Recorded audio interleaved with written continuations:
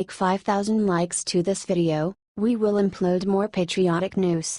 Thank you. What Joe Biden did with McCain the night before repeal will make all Republicans. The night before the Friday vote on the skinny Obama repeal, Senator John McCain, RS, received a call from none other than former Vice President Joe Biden, urging him to vote against the repeal.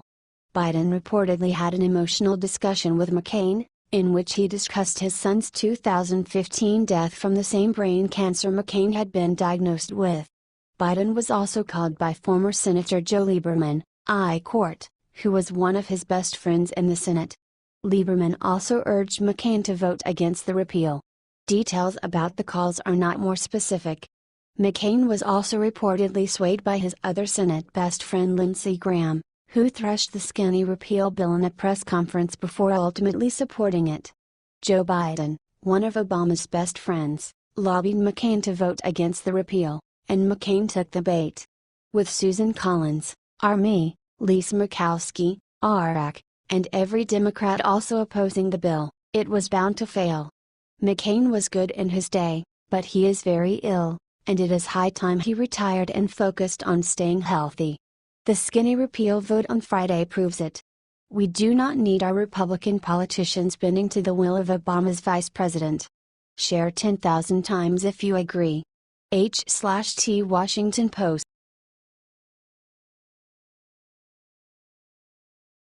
Enough is enough. Trump just made every lawmaker crumple over and cry with latest healthcare threat. President Trump is angry.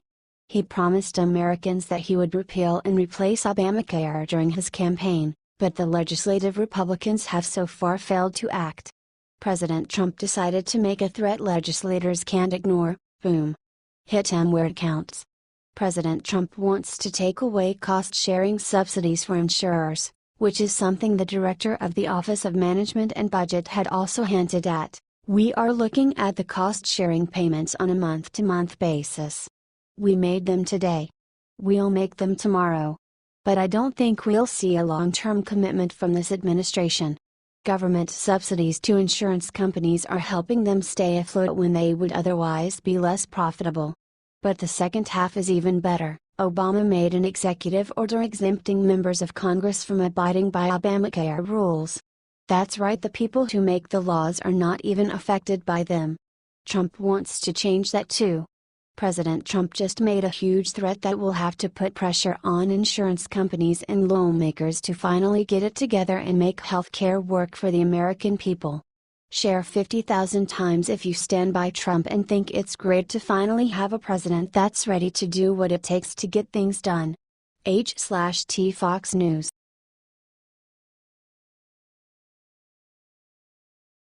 Rome burns while Obamacare lies in ruins. Warren and Schumer do the despicable. Obamacare is crashing and burning. The Republicans tried and failed to repeal the act, much to the joy of Democrats everywhere. President Trump was understandably upset, and many Republican voters felt let down by the three senators who voted against the repeal. Senate Minority Leader Schumer, DNY, mournfully said we aren't celebrating Obamacare repeal in an attempt to show some solidarity for the millions of Americans who have been hurt by Obamacare. Yet again, however, Ryan Chuck has shown himself to be a phony. Just a few hours later he got together with another hardliner Democrat Senator, Elizabeth Warren, to take a selfie. Talk about fiddling while Rome burns. These Democrats are having a great time while millions of Americans suffer the consequences of Obamacare. President Trump vowed that this would not be the last time Republicans would try to reform health care. President Trump vowed that this would not be the last time Republicans would try to reform health care. Hopefully next time they can get it together and pass something to help Americans out from under this expensive and bumbling mess. Are you tired of Democrats not helping or acknowledging the serious flaws in our health care? Share this at 40,000 times to expose them, patriots. H/T Fox News.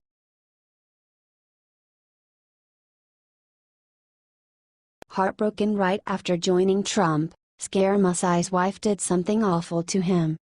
Anthony Scaramucci may have only been the White House communications director for a few days, but he sure has made an impact. Since he joined, Two of Trump's top cabinet members have resigned. Apparently, Sean Spicer and Reince Priebus aren't the only people Scaramucci has chased away. Just yesterday his wife of 3 years, Deidre Scaramucci, did something heartbreaking. Anthony Scaramucci's wife filed for divorce right after he joined Trump. According to rumors, she was simply run too thin trying to keep up with his ambitions, and his new appointment was the breaking point. Another source said, Deidre is not a fan of Trump, and she hasn't exactly been on board and supportive of Anthony and his push to get back into the White House. Of course, until she herself confirms them, they are just rumors. Scaramucci, despite often being very talkative, has asked for some quiet for himself and his children. This will be his second marriage.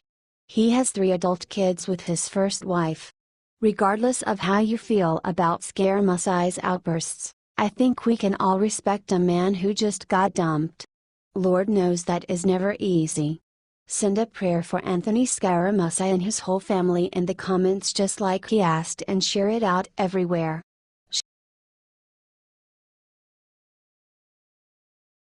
When Grassley just uncovered this heinous Hillary secret, she will start running for the hills.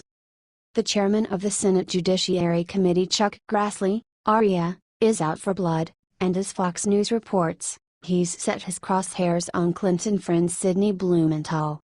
Blumenthal advised Clinton as an off-the-books intelligence resource while she was Secretary of State. He was also working for a political party in the country of Georgia at the same time. Despite his foreign ties, he did not register as a foreign agent. Blumenthal was a senior advisor during the Bill Clinton administration but was unable to work for Hillary Clinton's State Department. Nevertheless, he would send Hillary Clinton intelligence memos. Of particular interest are memos he sent about Libya around the time of the Benghazi attack that left 4 Americans dead in 2012. Grassley raised concerns about this relationship, saying, in an April 2015 letter to then Attorney General Holder, I wrote about Sidney Blumenthal's efforts to influence U.S. policy by leveraging his close relationship with Secretary Clinton. Mr. Blumenthal repeatedly sent Secretary Clinton intelligence memos, and at one point Secretary Clinton told him to keep them coming. News articles reported that Mr. Blumenthal transmitted documentation to Secretary Clinton on behalf of the Georgian Dream, a political party in the country of Georgia.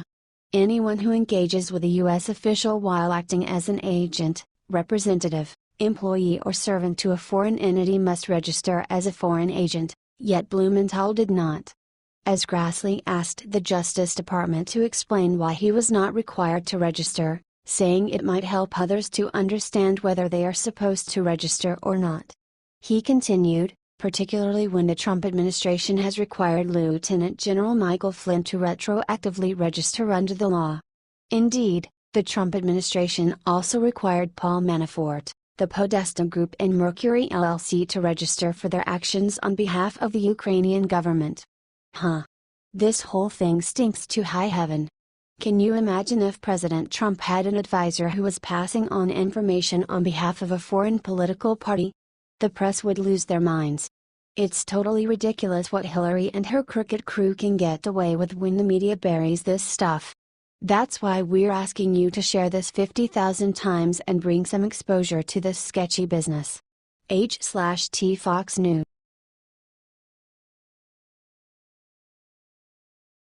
Judge Jeanine just appeared and took down the Democratic Party with this. Judge Jeanine Pirro doesn't mince words when it comes to the liberals. And she also doesn't hesitate to show her loyalty and admiration for our president. This time, she was talking about Trump's replacement of Reince Priebus with General John Kelly, as the new and improved chief of staff. Here's what she thinks: as we face a nuclear-powered North Korea, Iran and others who want to destroy this great nation, there is no better person, no better leader, no one more knowledgeable to help the president run the West Wing of the White House than General John Kelly. That's right, y'all. No better person. Watch this, Patriots. It's a takedown if I ever saw one. You're gonna love it. Please, please, share this article, y'all.